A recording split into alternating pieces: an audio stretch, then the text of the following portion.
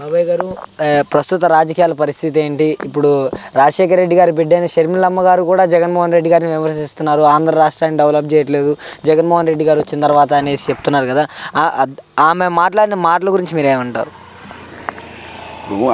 ఇప్పుడు తెలంగాణలో నాలుగు నెలలు చేసింది, అడ్రస్ లేకుండా వచ్చింది. అక్కడ గెంటేశారు. కాంగ్రెస్ పార్టీలు విలీనమయ్యి ఇవాళ ఇక్కడికి వచ్చింది. ఏపీలో కూడా అంతే. 2 నెలలు అయితే 3వ నెలలో ఎలక్షన్లు అయిపోగానే మళ్ళీ ఇంకో రాష్ట్రం చూసుకుంటుంది, తమిళనాడు చూసుకుంటుంది. పోయి రాజశేఖర రెడ్డి గారు బిడ్డగాని ఆశిస్తున్నారు. కానీ లేకపోతే షర్మిలమ్మకి ఏం కావాలి? ఇంకా ఆమెకి ఆగి ఇంటికాడ కూర్చునే దీనికి ఆమె వచ్చి ఏదేదో అంటుంది జగన్ రెడ్డి ఏం చేయాలి? ఇంకా ఇన్ని పథకాలు ఇచ్చాడు, రోడ్లు చేస్తాడు నిదానంగా, అన్ని ప్రాజెక్టులు వస్తున్నాయి కదా, ఇంకా అంతకన్నా మించి ఏం చేయాలి?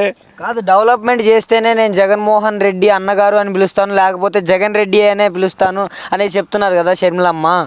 డెవలప్మెంట్ అంటే ఏం చేయాలి? ఇంకా ఇప్పుడు కొన్ని ఒకటి చూసుకుంటూ వస్తున్నాడు కదా. డెవలప్మెంట్ అన్నీ చేస్తూ ఉంటాడు. రోడ్లు ఒక్కటేనా డెవలప్మెంట్ అంటే? రోడ్లు ఒకటేనా? ఎన్ని చేస్తున్నాడు, అన్ని కంపెనీలు తీసుకొస్తున్నాడు, అన్నీ జరుగుతూ ఉంటాయి. ఒక ఇదే కాదు కదా. మనం ఎంతసేపటికి రోడ్లు చేయలేదంటే అక్కడ చూసుకోవాలిగా. అన్నీ చూసుకొని ప్రాజెక్టు ముందుకు వెళ్తాడు. బాబాయ్ గారు, మరి నారా లోకేష్ చూసుకుంటే నారా లోకేష్ కూడా కామెంట్స్ చేస్తున్నారు జగన్మోహన్ రెడ్డి గారి పైన. అప్పులు చేసి ప్రజలకు డబ్బులు ఎందుకు పెడుతున్నావు, అభివృద్ధి చేసి డబ్బులు పెట్టు, లేదా నీ డబ్బులు పెట్టు అన్నట్టుగా నారా లోకేష్ కూడా మాట్లాడటం జరుగుతుంది కదా. దాని గురించి మీరేం చెప్తారు? వీళ్ళ నాన్నగారు చేసుకొచ్చాడుగా. 1300 కోట్లు ఎందుకు చేశాడు? 1300 కోట్లు చేస్తేనేగా మళ్ళీ అంతా. ఇప్పుడు ఇక్కడ లేనిదేగా చేస్తుంది అప్పు చేయకుండా ఏ మంత్రి ఉండడు, ఏ ముఖ్యమంత్రి ఉండడు. అప్పు అనేది సహజం. అది రాష్ట్రానికి వస్తూ ఉంటుంది, జరుగుతూ ఉంటుంది, అలా చేస్తూ ఉంటారు. మంచిది. మరి ఇప్పుడు చంద్రబాబు నాయుడు గారు చూడకపోతేనేమో ప్రజలకి సమర్థవంతమైన పాలన అందట్లేదు జగన్మోహన్ రెడ్డి గవర్నమెంట్లో అనేసి మాట్లాడటం జరుగుతుంది కదా. ఆయన ఏం చేశాడు? 14 ఏళ్ళు చేశాడు. నేను ఇండస్ట్రీ 40 ఏళ్ళు అంటున్నాడు.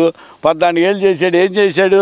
ఒక అమరావతిని పెట్టి అంతా దోసుకు అంతే తప్ప ఆయన ఏం చేసింది ఏమీ లేదు కదా. ఎక్కడ రోడ్లు వేసాడు? ఆయన ఉన్న కాలంలో రోడ్లు వేయలేదుగా.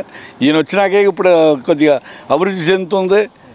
అది బాబాయ్ గారు, మరి ఇప్పుడు షర్మిలమ్మ చూసుకుంటే కాంగ్రెస్కి పూర్ణ వైభవం తీసుకొని వస్తాను నేను ఆంధ్రప్రదేశ్లో అనేసి మాట్లాడుతున్నారు కదా. కాంగ్రెస్కి ఏ రకంగా వస్తారు? 175 సీట్లు పోటీ చేయమనండి. ఇప్పుడు కాంగ్రెస్కి ఆయన చేస్తానంటుంది. ఏం చేస్తుంది? ఒక అభ్యర్థి లేడు పోటీ చేయడానికి. 175 సీట్లకి గాను ఒక అభ్యర్థి కూడా లేడు పోటీ చేయడానికి. ఎవరిని పెట్టి చేపించిద్దామా?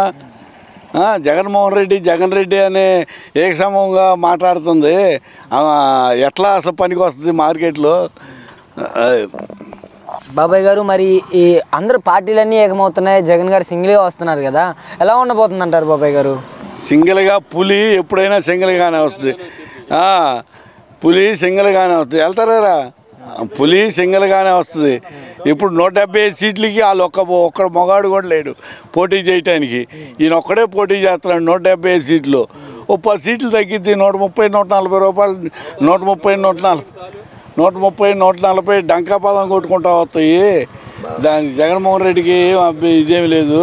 బాబాయ్ గారు, మరి జగన్మోహన్ రెడ్డి వచ్చిన తర్వాత వెలిగొండ ప్రాజెక్టుకి ఒక శనిలాగా దాపరిచ్చాడు అనేసి అంటున్నారు కదా. చేస్తున్నాడుగా, మొదలుపెట్టినట్టున్నాడుగా. మొదలుపెట్టి చేస్తూ ఉంటాడు. అన్నీ జరుగుతూ ఉంటాయి. ఒక వెలిగొండ ఏంటి, పులిచింతల ప్రాజెక్ట్ ఏంటి, అన్నీ జరుగుతూనే ఉంటాయి. చంద్రబాబు నాయుడు మార్కెట్లో ఉన్నప్పుడు ఏం చేశాడు? ఆయన మొదలుపెట్టి దోసుకున్నాడుగా. ఉమా కానీ వాళ్ళు కానీ. ఇప్పుడు అంబటి రాంబాబు గారు చేపిస్తున్నారు. మొన్నటిదాకా అనిల్ యాదవ్ ఉన్నాడు. అందరికీ అది చేస్తూనే ఉండారు. అవద్దు, ప్రాజెక్ట్ అవ్వాలి కదా. అది బాబాయ్ గారు, ఫైనల్గా చెప్పండి. ఎన్నికల సమయం అయితే దగ్గరకు వచ్చేసింది. 2 నెలల కాలమే ఉంది. ఈ 2 నెలల కాలంలో కుటుంబ సభ్యులు కూడా వ్యతిరేకత అయిపోయారు ఇప్పుడు జగన్మోహన్ రెడ్డి గారికి. జగన్మోహన్ రెడ్డి గారు సింగిల్గా ఉన్నాడు, ఒంటరిగా ఉన్నారు. ఒంటరిగా ఉన్న వాడి మీదకి చాలామంది అందరూ ఏకదాటిగా వస్తున్నారు. వీళ్ళందరినీ ఎదుర్కొని జగన్మోహన్ రెడ్డి గారు గద్దెక్కగలరంటారా? డెఫినెట్గా ఒక 175 సీట్లకు గాను మొత్తం పోటీ పెడుతున్నాడు. 130 సీట్లు పైనే రాగలవని మేము ఆశిస్తున్నాం. చంద్రబాబు నాయుడు ఏమీ లేదు. ఒక 170 ఆయన ఎన్ని పోటీ చేస్తున్నాడు? 100 సీట్లు పోటీ చేస్తున్నాడు. 100 సీట్లలో కూడా ఆయన ఎన్ని గెలుస్తాడు? మొన్న 23 అన్న వచ్చినాయి, ఈసారి 23 కూడా రావు. ఆయన ఎవరు నమ్మరు. చంద్రబాబు నాయుడు పైన అయిపోయింది. లోకేష్ పప్పు తప్ప ఇక వాళ్ళకి అసలు ఎటువంటి అవకాశం కూడా లేదు. ప్రజానీకం ఎప్పుడో డిసైడ్ అయ్యి ఉండారు, జగన్మోహన్ రెడ్డి గారు చేస్తున్నారు, కొంచెం జగన్మోహన్ రెడ్డి గారికి వేద్దామని. చంద్రబాబు నాయుడిని నమ్మే పరిస్థితుల్లో లేరు. బాబాయ్ గారు, నర్సరావుపేట ఎంపీ అయిన లావు శ్రీకృష్ణదేవరాయలు గారు పార్టీకి రాజీనామా చేయడం జరిగింది. ఆయన టీడీపీలో జాయిన్ అయ్యారు అనే వార్తలు కూడా బయటికి రావడం జరుగుతుంది. ఆయన ఈసారి నర్సరావుపేట నుంచి మళ్ళీ తిరిగి ఎంపీగా పోటీ చేయబోతున్నారు అనేసి కూడా అనౌన్స్మెంట్ అయితే బయట గట్టి ప్రచారమే జరుగుతుంది. ఒకవేళ ఆయన తిరిగి పోటీ చేస్తే మరి ఆ ఓటు బ్యాంకింగ్ ఏమైనా చీల్చే అవకాశం ఉందంటారా నర్సరావుపేట నియోజకవర్గానికి? జనం ఎప్పుడు నర్సరావుపేట కానీ ఎక్కడైనా కానీ వైసీపీకి సాలిడ్గా ఓట్లు ఉన్నాయి. ఎవరు వచ్చినా కృష్ణదేవరాయలు మారిపోయినంత మాత్రాన ఇదేం జరగదు. డెఫినెట్గా మా వైఎస్ఆర్ పార్టీయే గెలుపొందిద్ది.